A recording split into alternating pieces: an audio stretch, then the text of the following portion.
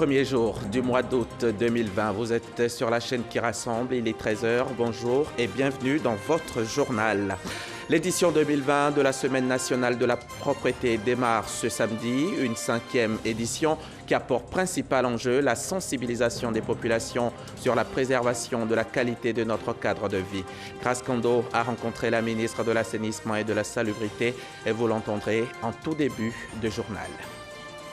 Dans ce journal également, nous parlerons du coronavirus, le virus qui s'est imposé à nos vies depuis plusieurs mois. Le nombre de nouvelles contaminations continue de grimper. Pour la seule journée d'hier, on a enregistré 69 nouvelles infections et 2 décès supplémentaires. La Côte d'Ivoire compte à ce jour plus de 16 000 cas confirmés. TikTok dans le viseur de Donald Trump. Le président américain a annoncé hier qu'il allait interdire aux États-Unis le réseau social TikTok, soupçonné par Washington de pouvoir être utilisé par les renseignements chinois. Des responsables américains exprimaient ces dernières semaines la crainte que la plateforme vidéo ne soit utilisée par Pékin à des fins néfastes pour les États-Unis. Ce samedi 1er août démarre la semaine de la propreté 2020. Du 1er au 6 août prochain, Anne-Désirée Ouloto et son département vont sensibiliser les populations sur l'importance de l'hygiène, sur la préservation de la qualité de notre cadre de vie. Ils vont également les encourager à organiser des activités citoyennes et communautaires de propreté. La précision dans cet élément de Grace Kando, elle a tendu son micro à la ministre de l'Assainissement et de la Salubrité. La Semaine nationale de la propreté, instrument de promotion de la salubrité, se veut un cadre stratégique de sensibilisation et d'éducation au changement de comportement. Le malheureux constat que nous faisons tous est que les règles élémentaires de propreté et d'hygiène sont constamment foulées aux pieds. La malpropreté est encore visible dans les ménages, les écoles, sur les lieux de travail, les lieux d'habitation, les lieux de restauration collective, les établissements sanitaires, les gares routières et même dans les administrations publiques et privées. D'ailleurs, l'actualité marquée par la pandémie de la COVID-19 nous rappelle plus que jamais la nécessité de nous approprier les règles minimales d'hygiène de vie que sont le nettoyage et la désinfection de nos domiciles, lieux de travail et espaces publics. La propreté constitue un des principaux déterminants de la santé publique. Selon l'Organisation mondiale de la santé, environ 25% de la morbidité dans le monde reste imputable à un environnement insalubre. En cette période de crise sanitaire, chaque citoyen et chaque citoyenne doit contribuer à la préservation de la qualité du cadre de vie par des gestes quotidiens simples tels que le bon conditionnement des déchets dans des sacs poubelles, le nettoyage de nos lieux d'habitation et de travail, ainsi que des espaces publics. La ministre Anne-Désirée Ouloto rend hommage au Premier ministre Amadou Gon Coulibaly pour son leadership et son engagement qui ont permis à la Côte d'Ivoire d'être une référence en Afrique en matière de propriété et de gestion des ordures ménagères. On en vient maintenant à cette signature de convention dans la filière anacarde. Le GEPA, entendez Groupement des exportateurs professionnels de produits agricoles de Côte d'Ivoire et une société vietnamienne ont signé récemment une convention vente et achat qui porte sur la vente de 150 000 tonnes d'anacarde au groupe vietnamien. Noël Niagno nous en dit plus. Le groupement d'intérêt économique GEPA, groupement des exportateurs professionnels de produits agricoles, et l'entreprise vietnamienne TNT ont signé, sous le parrainage du Conseil Cotonou-Anacarde, une convention. Elle porte sur la vente et l'achat de 150 000 tonnes de cajou brut. Une action singulière saluée à sa juste valeur. La signature d'un contrat de vente-achat de 150 000 tonnes de noix brutes de cajou entre donc le groupement d'intérêt économique et le groupe TNT, qui est un grand groupe vietnamien. Pour nous, c'est un moment extraordinaire, c'est un moment exceptionnel, avoir ce type de partenariat est extrêmement important pour la filière. Une filière qui a souffert des mesures liées à la survenue de la pandémie parce que la production nationale est exportée à hauteur de plus de 80%. Voilà pourquoi la responsable de l'entreprise signataire de la Convention rassure sur la suite de la collaboration avec la crise sanitaire. Je pense que c'est la collaboration des deux parties de grande échelle, c'est-à-dire une vendeur de grande échelle et collaborer avec un acheteur de grande échelle. Toutes les conditions de marchandises, d'entreposage, de personnel et de logistique sont prêtes. Et donc, je pense que maintenant, c'est très favorable. Et donc, vraiment, c'est un point fort pour que ce partenariat stratégique et durable et gagnant-gagnant aussi. Si le prix Bourchamp est maintenu, malgré tout, l'impact à l'international est notable. Quand nous disons que la matrice, la filière perd $500 la tonne, il s'agit effectivement des acteurs. Les acteurs, c'est surtout donc, le maillon des acheteurs, des exportateurs. Le prix Bourchamp, nous veillons à ce qu'il soit stabilisé à 400 francs. Notons que 738 000 tonnes de noix de cajou brutes sont commercialisées à ce jour, contre 634 000 tonnes sur la même période en 2019.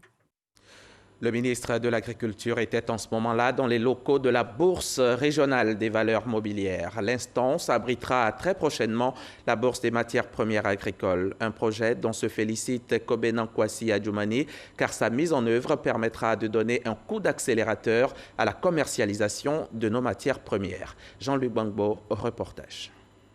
Bientôt une bourse des matières premières agricoles à Abidjan, la première dans l'espace UEMOA.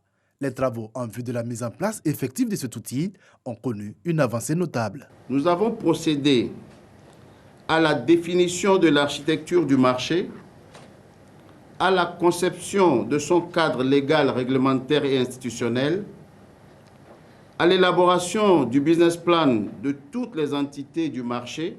En prélude à la création de cette bourse et pour lui assurer un socle, le gouvernement a mis en place le système de récépissé d'entreposage. L'état d'avancement du système de récépissé d'entreposage permet d'affirmer sans hésitation qu'il est totalement opérationnel. En effet, à ce jour, il dispose de plusieurs acteurs déjà agréés, d'une plateforme électronique totalement opérationnelle réalisée dans la technologie web. Des acquis qui renforcent l'optimisme du ministre de l'Agriculture et du Développement rural quant au démarrage dans les prochains jours des opérations de cette bourse des matières premières agricoles.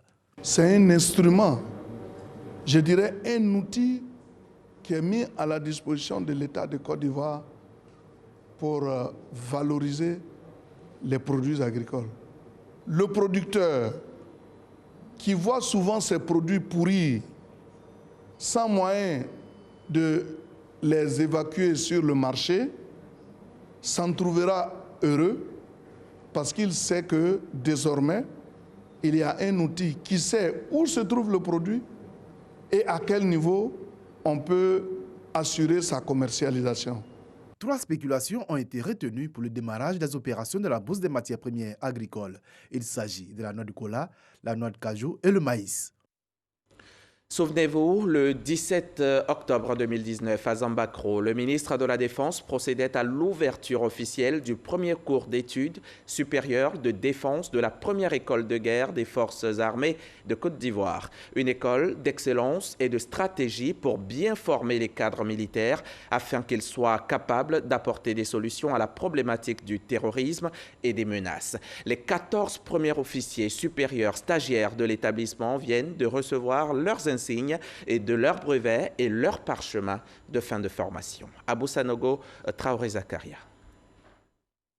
Ces 14 officiers supérieurs stagiaires sont les tout premiers brevetés du cours d'études supérieures de défense.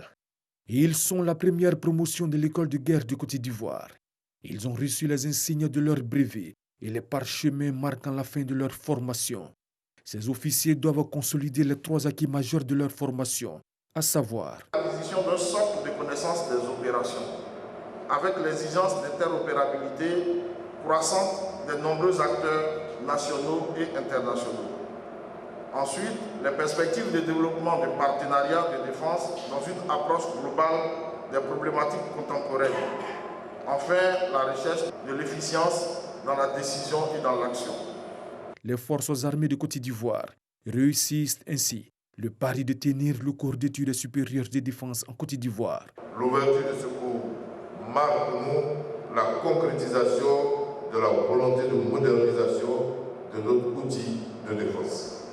Le cours d'études supérieures de défense devrait donc bénéficier d'investissements plus importants à moyen terme.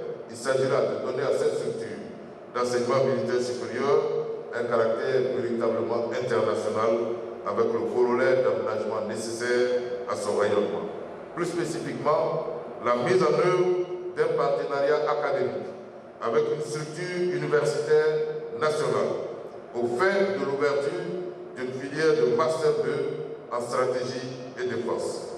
La veille, les stagiaires du premier cours d'études supérieures de défense avaient pris part à un séminaire sur l'appropriation des enjeux liés au terrorisme en Afrique de l'Ouest. Ce séminaire a bénéficié de l'éclairage des chefs d'état-major généraux adjoints du Burkina Faso, du Niger et de la Côte d'Ivoire. Quant à l'école de guerre qui vient de former 14 stagiaires, dont 2 Béninois et 1 Camerounais, entend s'ouvrir davantage sur l'extérieur. Outre le terrorisme, un autre front préoccupe le monde entier depuis plusieurs mois. C'est bien le combat contre le coronavirus. Toutes les armées sanitaires sont en ordre de bataille contre ce minuscule virus qui jusque-là semble plus fort.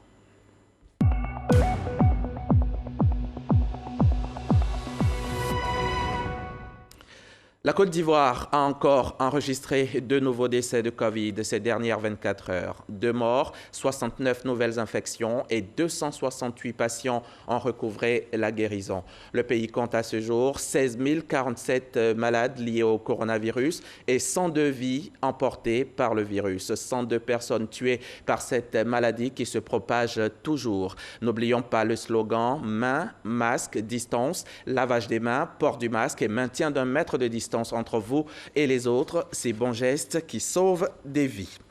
Dans le cadre de la lutte contre la pandémie, la Côte d'Ivoire peut compter sur ses amis, en l'occurrence l'Allemagne, qui a décidé d'apporter son appui au pays. Le ministère fédéral allemand de la coopération économique et du développement offre au ministère de l'Éducation nationale des équipements informatiques et des kits sanitaires. C'était en présence de notre reporter Didier Nguessan. 12 dispositifs de lavage des mains, 30 ordinateurs portables, 35 tablettes, 240 flacons de savon liquide et 1000 masques.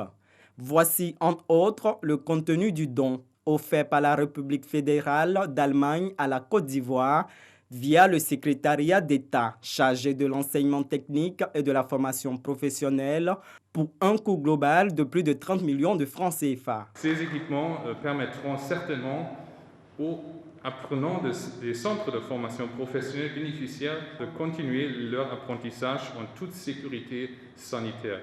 Les établissements bénéficiaires sont le Centre de perfectionnement au métier du bâtiment de Koumassi, le Collège d'enseignement technique de Boaké, le Centre Mohamed VI de Yopougon et l'IPNET de Cocody.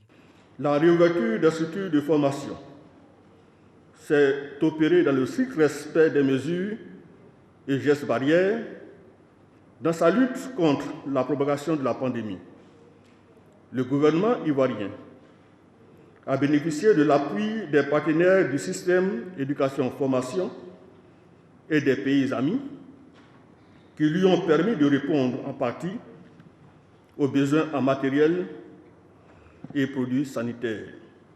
Ce don s'inscrit dans le cadre du projet de partenariat pour la formation professionnelle dans les métiers d'installation sanitaire et photovoltaïque.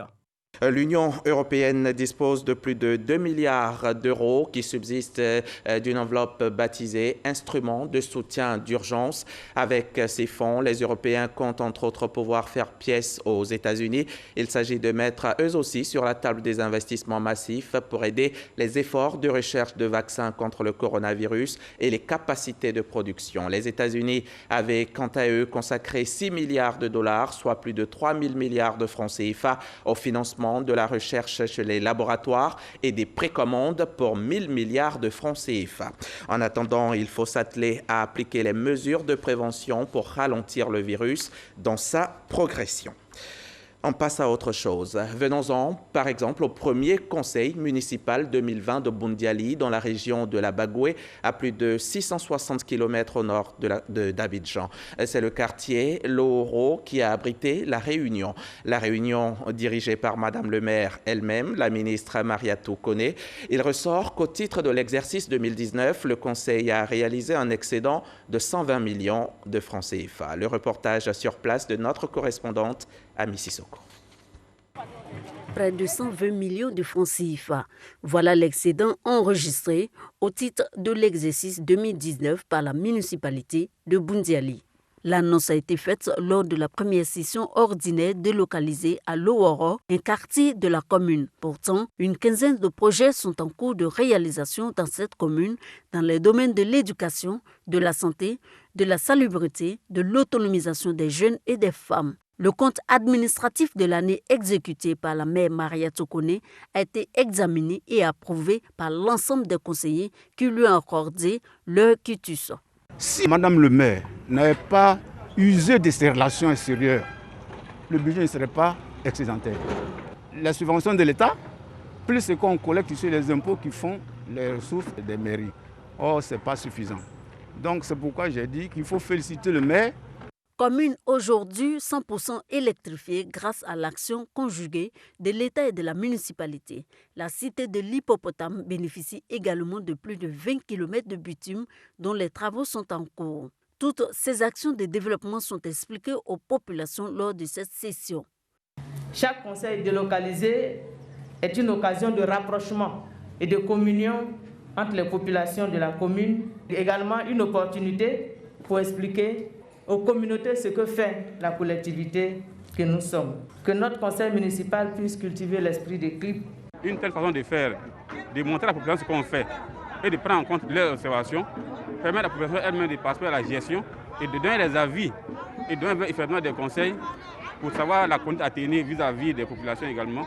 Le conseil municipal était aussi l'occasion d'attirer l'attention des populations sur la menace permanente liée à la maladie à Covid-19, même si aucun cas n'a encore été détecté dans la commune. La maire Mariatou Koné et le préfet de région Georges Gombagui les invitent à s'approprier les mesures barrières.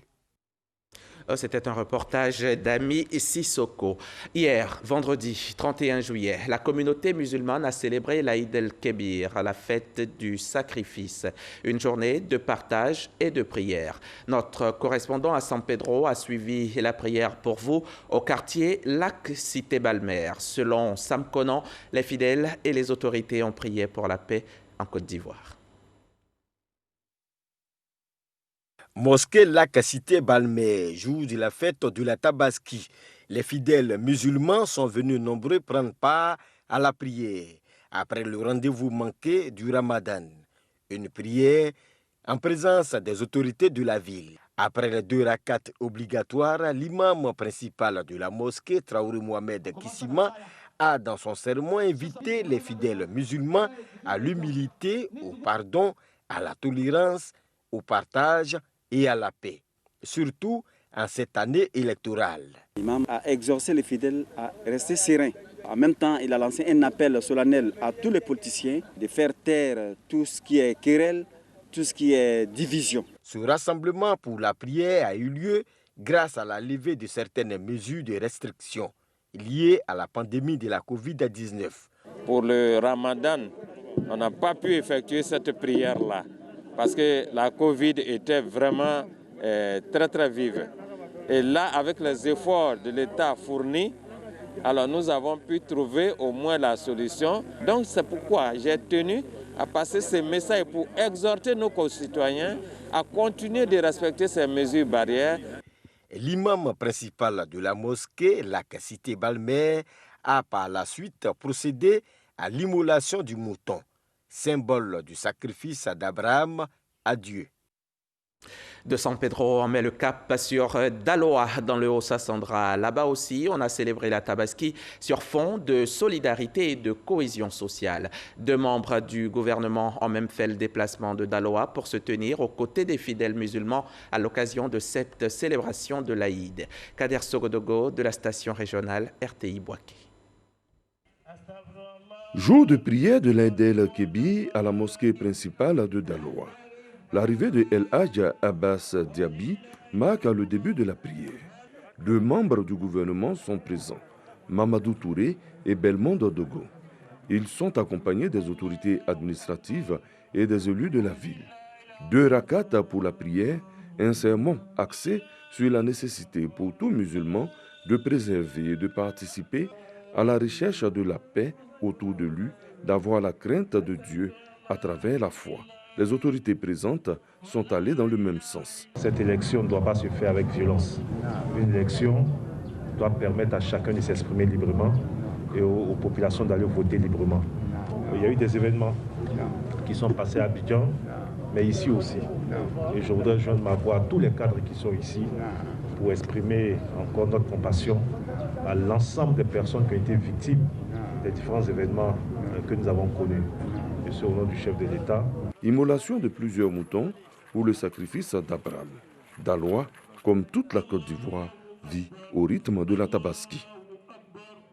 Pendant ce temps, Raymonde Goudou Kofi, la ministre de la Culture, elle soutenait les musulmans de Tomodi. Et Tomodi, c'est au centre de la Côte d'Ivoire, à 195 km au nord d'Abidjan. Là-bas aussi, on a mangé, on a prié, on a écouté les enseignements des imams sur la paix, le pardon et la solidarité. On reste avec Kader Sogodogo. Grande mosquée de Tomodi, les musulmans venus de toute la ville prient en ce jour de l'Aïd el-Kébi ou la fête de la Tabaski.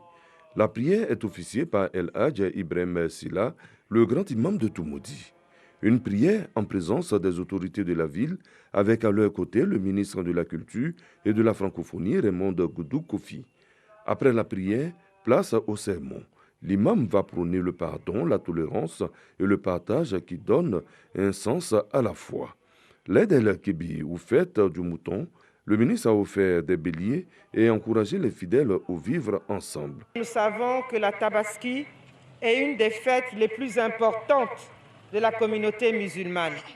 Il était donc normal que nous puissions, nous ici, nous associer à vous pour prier pour notre pays et surtout prier également pour l'âme de notre Premier ministre bien-aimé Amadou Gon Coulibaly, qui a été rappelé à Dieu. Un geste apprécié à sa juste valeur. Vraiment, on a reçu les dons, que surtout la paix dans les pays, que Dieu fasse que tout ce qu'elle en veut là, que Dieu remplace plusieurs. Après la grande mosquée, Raymonde Goudou Kofi s'est rendu à la mosquée du quartier résidentiel. Ici aussi, des béliers ont été offerts. À l'instar de Daloa, de Tomodi et de toutes les autres villes, la Tabaski a été célébrée partout en Côte d'Ivoire. À Pricro, à 300 km de la capitale économique, les fidèles ont reçu un important don du président Alassane Ouattara, un don composé de bœufs et de béliers pour leur permettre de célébrer la fête de l'Aïd el-Adha dans de très bonnes conditions. C'est à la grande mosquée de Pricro que les fidèles musulmans de la commune se sont retrouvés pour la prière marquant la célébration de l'Aïd el-Kébi. Fête commémorant la soumission d'Abraham à son Dieu, l'imam principal de la mosquée de Pricro a exhorté ses fidèles à s'inspirer de cet acte de foi afin de construire un monde meilleur. L'Aïd el-Kébi représente un acte spirituel, un moment de réjouissance et de spiritualité aussi, parce que nous venons d'accomplir la salat. Donc nous demandons à Allah subhanahu wa ta'ala, à travers cette prière tout à l'heure, qu'Allah accepte notre prière, qu'il nous accorde aussi. Fête du partage et de générosité, le président de la République Alassane Ouattara a fait parler son cœur. Il a fait don de 2 bœufs et 10 béliers à la communauté musulmane de Pricro, afin de permettre aux couches défavorisées de fêter dans la convivialité. Nous avons été dépêchés urgemment par le Premier ministre, le ministre Ahmed Bakayoko, qui nous a demandé d'être aux côtés des parents, de prier pour la paix, de prier pour le président de la République. Et donc, instruction nous a été donnée par le ministre Amédée Kofi Kwaku, président de l'ACCD, l'association des cadres du centre. Et donc nous sommes venus faire le don de son Excellence, Monsieur le Président Alassane Ouattara. Recevant ces dons, l'imam Kwame Kwaku Amadou a traduit sa gratitude au président de la République Alassane Ouattara et au Premier ministre Ahmed Bakayoko qui ne cessent de leur exprimer chaque année leur générosité. Il n'a pas manqué d'adresser des prières à Dieu afin que cette pandémie due au coronavirus disparaisse de la Côte d'Ivoire et aussi que l'élection présidentielle du 31 octobre se déroule sans violence.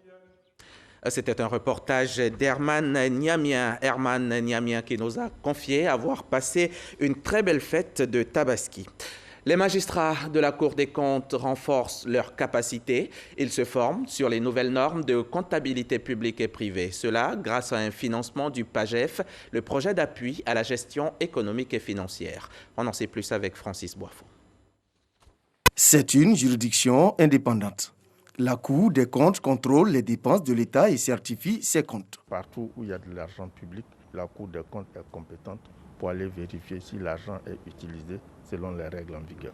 La réforme des finances publiques qui introduit le basculement en mode budget-programme appelle des défis majeurs à relever. En vue de renforcer les capacités des nouveaux magistrats de la Cour des comptes, les responsables du projet d'appui à la gestion économique et financière, PAGEF, ont initié cette formation axée sur les comptabilités publiques et privées. Les nouvelles règles de gestion des finances publiques se rapprochent de plus en plus du mode de gestion d'une entreprise privée. Donc il faut qu'ils soient en mesure de maîtriser l'esprit des deux systèmes comptables pour pouvoir l'appliquer justement la meilleure des façons possibles à l'État. Il y a 5 mois, les magistrats de la Cour des comptes ont été instruits sur les nouvelles normes du système SISCOA en matière de comptabilité publique. Allons-y maintenant à Bonois, dans la région du sud Comoé, à la découverte de la maison Saint-Joseph. Saint-Joseph est une maison qui accueille les enfants en situation de handicap psychomoteur et sensoriel. La maison a été visitée récemment par les membres de la Fondation Vivre, des membres qui ont tout de suite décidé de soutenir et d'apporter du réconfort à ces enfants vulnérables. Le témoignage d'Astou Touré. Les hôtes de la structure d'accueil et de prise en charge des jeunes déficients sont venus les bras chargés de vivres et de non-vivres. Il s'agit entre autres de pâtes alimentaires, de riz, d'huile, de poissons, de pommes de terre, de fruits, des condiments, des gels hydroalcooliques et bien d'autres. Ce geste de la Fondation Vivre vient en réponse de l'appel à l'aide lancé par cette maison d'accueil en faveur des enfants en situation de handicap psychomoteur et sensoriel. Depuis l'avènement de Covid-19, tous les donateurs ont disparu. Et la dame, elle a lancé un cri d'alarme. Et à la radio, nous avions entendu ce cri de cœur. Il fallait absolument venir les assister pour que ces enfants-là continuent de vivre, même si les parents les ont abandonnés. Le président de la Fondation a également rassuré les pensionnaires de son soutien. Nous allons être le porte-flambeau de cette maison pour que les gens viennent les assister. L'administratrice de la maison Saint-Joseph de Bonois a exprimé sa gratitude aux généreux donateurs pour ce geste qui vient comme une bouffée d'oxygène. Ça fait toujours plaisir de recevoir un don pour des personnes à besoins spécifiques, des enfants en situation de handicap psychomoteur et sensoriel. Nous sommes très contents. Au nom des enfants, nous disons merci à la Fondation Vive qui est venue déjà nous visiter et qui a promis revenir. Nous sommes heureux aujourd'hui de les accueillir avec tous ces dons-là. La maison Saint-Joseph de Bonois a été créée en 2015 à Grand-Bassam avant d'être délocalisée en 2017 à Bonois dans un cadre plus aéré du fait du nombre sans cesse croissant de ses pensionnaires. Sur ce site, une vingtaine d'enfants abandonnés reçoivent gîtes et couverts. Et on va refermer ce journal, mais avec cette information émanant des États-Unis, le président Donald Trump a annoncé hier qu'il allait interdire dans son pays le réseau social TikTok, soupçonné par Washington de pouvoir être utilisé par le renseignement chinois. L'application compte près d'1 milliard d'utilisateurs dans le monde et est très populaire auprès d'un public jeune. TikTok faisait l'objet d'une enquête du CFIUS, l'agence américaine chargée de s'assurer que les investissements étrangers ne présente pas de risque pour la sécurité nationale. Le réseau social est aussi contesté ailleurs qu'aux États-Unis. Il est ainsi banni depuis le 30 juin en Inde. Nous ne vous interdisons rien, on vous suggère juste de rester sur RTI 1 car le meilleur du JT, c'est ici. À 20h, Marie-Laure Goran sera chez vous, moi je reviens demain à 13h. Bon samedi sur notre chaîne et attention au coronavirus, on reste chez soi quand on n'a rien d'essentiel à faire dehors.